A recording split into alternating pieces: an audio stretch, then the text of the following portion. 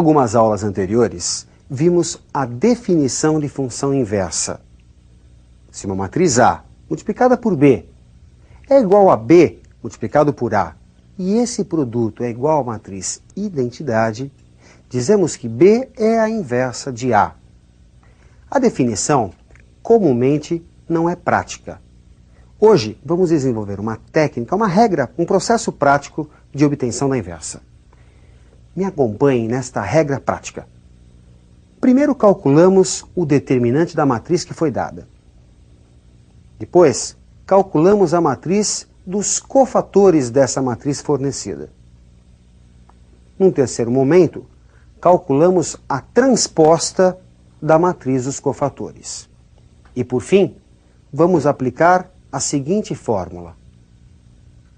O inverso do determinante da matriz multiplicado por essa transposta da matriz dos cofatores nos fornece a inversa da matriz fornecida. A existência da inversa vai depender exatamente do determinante da matriz. Se o determinante for diferente de zero, dizemos que a matriz é inversível ou não singular. Se o determinante da matriz for igual a zero, dizemos que a matriz é não inversível, ela não tem inversa, também conhecida como matriz singular. Bom, gente, vejamos a obtenção de uma matriz inversa por esse processo prático, passo a passo. Obter a matriz inversa da matriz que você nota na tela. Primeiro passo. Vamos calcular o determinante da matriz que foi dada. Multiplicamos os elementos da diagonal principal e subtraímos do produto dos elementos da diagonal secundária. 0 vezes 3 menos 2 vezes 1. 0 menos 2 menos 2. Que por ser valor diferente de zero, mostra que essa matriz admite inversa. Bom, vamos agora calcular a matriz dos cofatores. Lembrando que para calcular um cofator, é necessário usar a expressão menos 1 elevado à soma dos índices, que indicam a posição do elemento cujo cofator você quer calcular, multiplicado pelo determinante do que sobra quando você elimina a linha e a coluna desse elemento. Resulta como matriz dos cofatores 3, menos 2, menos 1 e 0.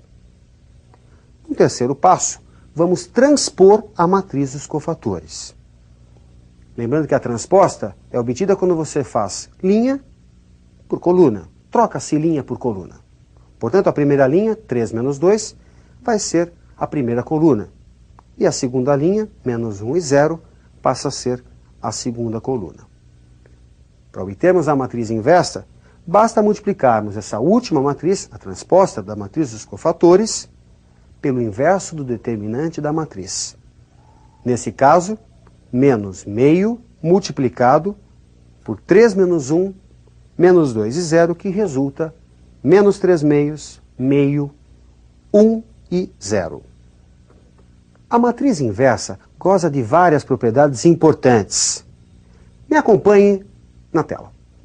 Se a matriz A é inversível, então a sua inversa é única.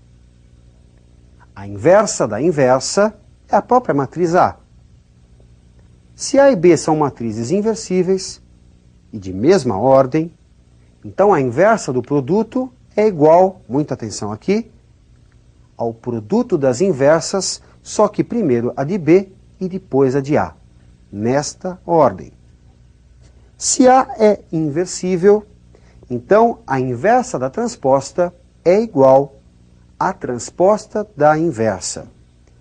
E fundamentado no teorema de Binet, um teorema bastante cobrado nos vestibulares, que diz que o determinante do produto é igual ao produto dos determinantes, podemos dizer que o determinante da inversa é o inverso do determinante da matriz.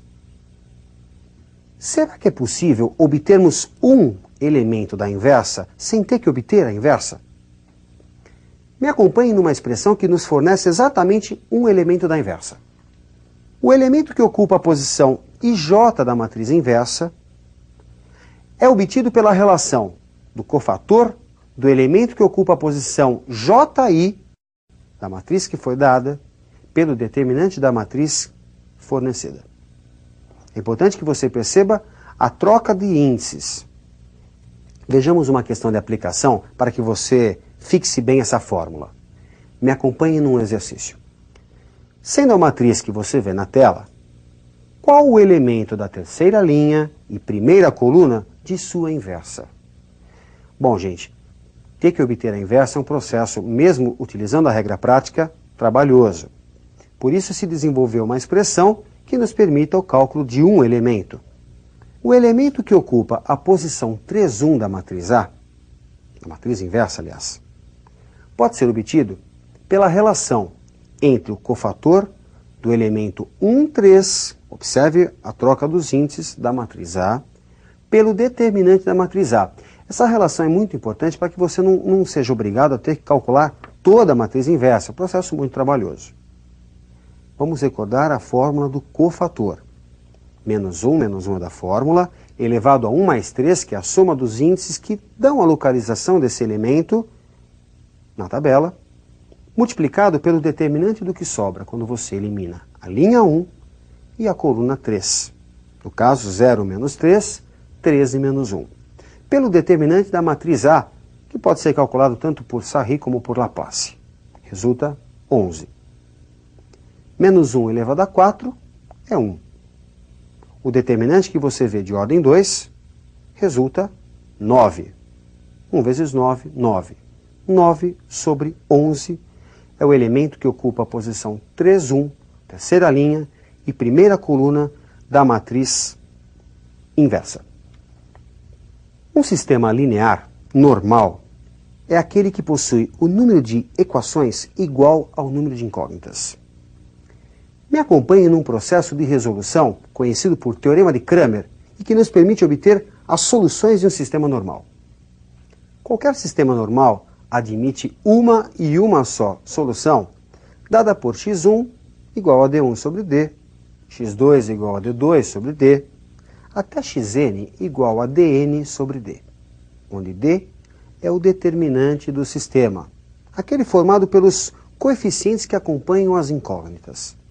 E di é o determinante que se obtém de d, trocando-se a iésima coluna da matriz por B1, B2, B3 até Bn, que são os elementos da coluna independente. Para ficar mais claro o Teorema de Cramer, vejamos uma questão de aplicação feita passo a passo. Sabendo que x, y e z são números reais, e essa expressão que você vê, essa soma de quadrados, é igual a zero. Então, quanto vale a soma de x com y com z? Como x, y e z são números reais, para que uma soma de 3 quadrados resulte igual a zero, cada uma das parcelas precisa ser nula.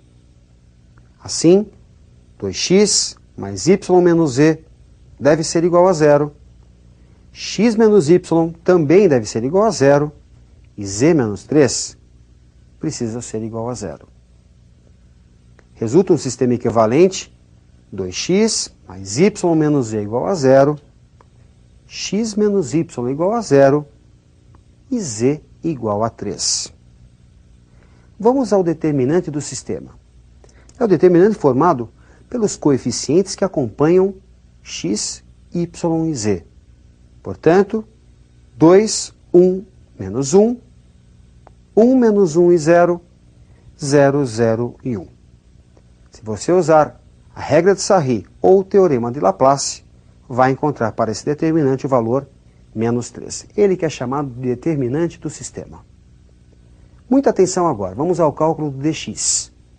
A partir do determinante anterior, tira-se a coluna do x e coloca-se a coluna independente. No caso, 0, 0 e 3. Calculando este determinante por Sarri ou por Laplace, temos que dx é igual a menos 3. E resulta para o x, menos 3 dividido por menos 3. 1. Vamos ao cálculo do dy. Retira-se do determinante do sistema a segunda coluna e coloca-se a coluna independente, 0,03. Após o cálculo deste outro determinante, resulta dy também igual a menos 3. E o y ficará igual a menos 3 dividido por menos 3, que também dá 1. Vamos ao cálculo do dz. Retira-se do determinante do sistema a terceira coluna e vamos entrar com a coluna independente, 0,03. Aplicando uma das técnicas que já foram citadas, você vai encontrar para o dz menos 9. E z fica igual a menos 9 dividido por menos 3. Resulta z igual a 3. E a solução desse sistema fica 1, 1 e 3. E a soma desses valores, x, y e z, como pede o exercício, fica igual a 1 mais 1 mais 3, 5. Para terminarmos, vejamos agora o método de Gauss para a resolução do sistema. Me acompanhe na tela. Vamos resolver o sistema que você observa na tela, transformando-o num sistema equivalente mais simples, seguindo o seguinte roteiro. Para obtermos B2, multiplique a primeira equação, A1, por menos 1 e adicione o resultado a B1. Para obter uma nova linha 2, C2, multiplique A1 por menos 2 e adicione o resultado a C1. Resulta neste outro sistema um pouco mais simples, como você observa na tela. Para obter B3, multiplique B2 por menos 1. Para obter C3, multiplique B2 por 3 e adicione o resultado a C2. Resulta um sistema chamado de escalonado.